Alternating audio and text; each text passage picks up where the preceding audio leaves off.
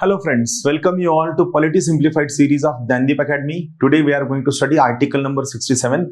What is title of article number 67? Article 67 talks about the term of office of the vice president. What it means? It means for how many years or how many days a person will remain as a vice president of India. It talks about what is the term of office of the vice president of India. A very interesting concept. We'll try to understand where you could get a question on UPSC prelims. See, the vice president shall hold office for a term of 5 years. So remember, first thing, what is the term of office of vice president?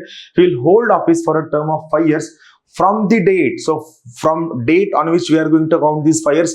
So the 5 years will be counted from the date on which he enters upon his office.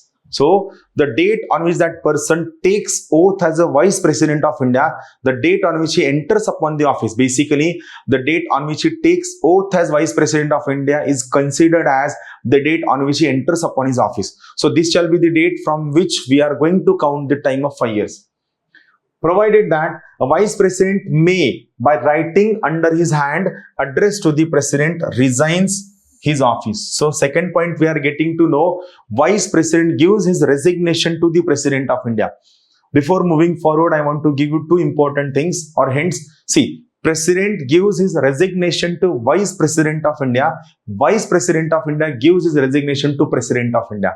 Remember these two things: president giving resignation to vice president giving his resignation to president of India before completion of their term. So this is first thing about term of vice president of India. What second point says, very interesting. A vice president may be removed. So there is a provision for removal of the vice president of India. A vice president may be removed from his office by a resolution. So you need a resolution for removal of vice president of India. Vice president of India can be removed by a resolution of the Council of States. This is interesting.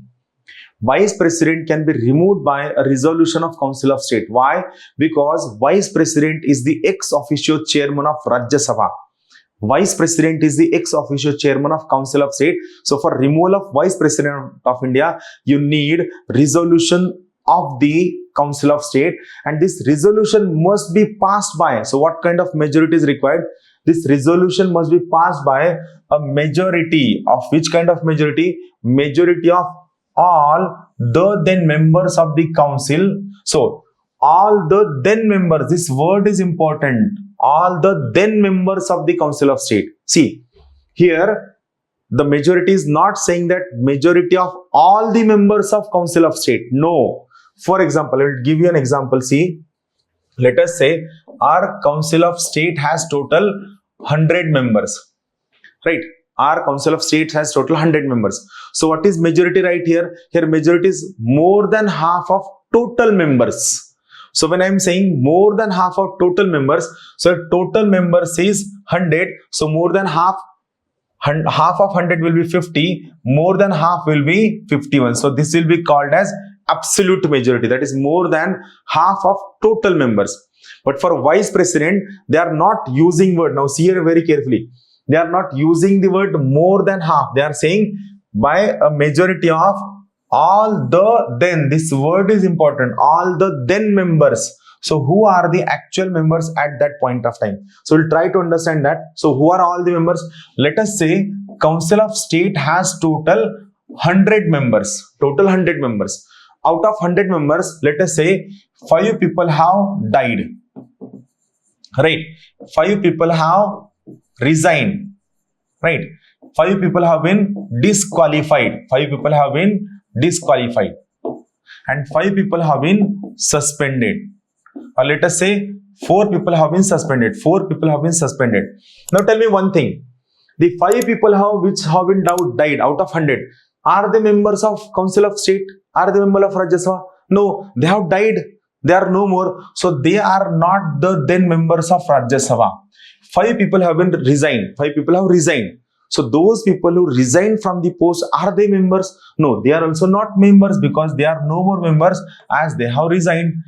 5 people have been disqualified. They are disqualified from being member of the house. So those who are disqualified permanently, they are also not member of the house.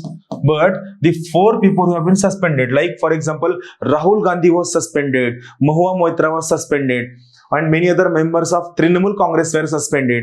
So a suspension can be revoked by presiding officer. So these 4 members, though they are suspended, but they are still members of the house.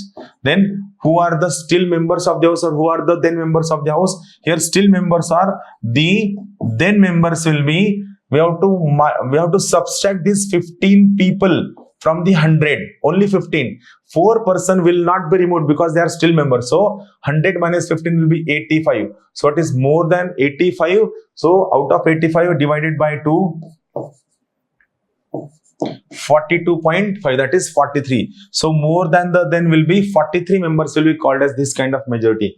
That's why here it is being said, for removal resolution of Rajya Sabha must be passed by majority of all the then members of the Council of State, by a majority of all the then members of the council, and this must be agreed to by House of the People. So this resolution of Council of State must be agreed by Council of People, that is Lok Sabha, but no resolution for the purpose of this clause shall be moved unless at least 14 days notice has been given to the intention to move the resolution. So before moving resolution, remember, before moving resolution, you must give 14 days notice to Vice President of India saying that we want to move a resolution for your removal.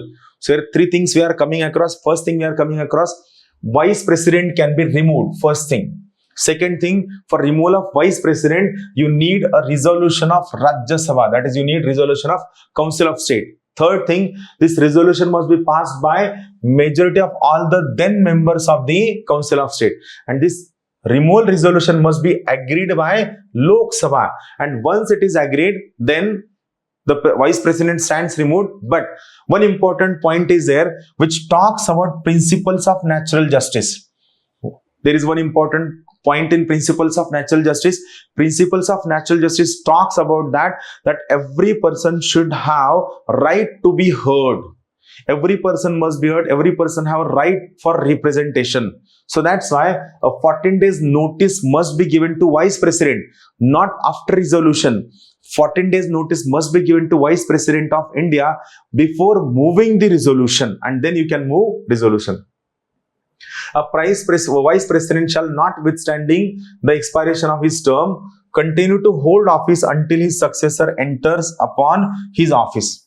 So very simple point, it says a Vice President will not vacate the office at the end of his term of 5 years. First thing, you have to take election for the office of Vice President before the expiration of the term of 5 years. Second thing, Vice President will vacate his office only on the day on which his successor, that is new Vice President, enters upon the office. Then and then only Vice President will vacate his office. So all these small points are there which you should keep in mind, because all these points are basic for your understanding. Thank you very much. Have a good day.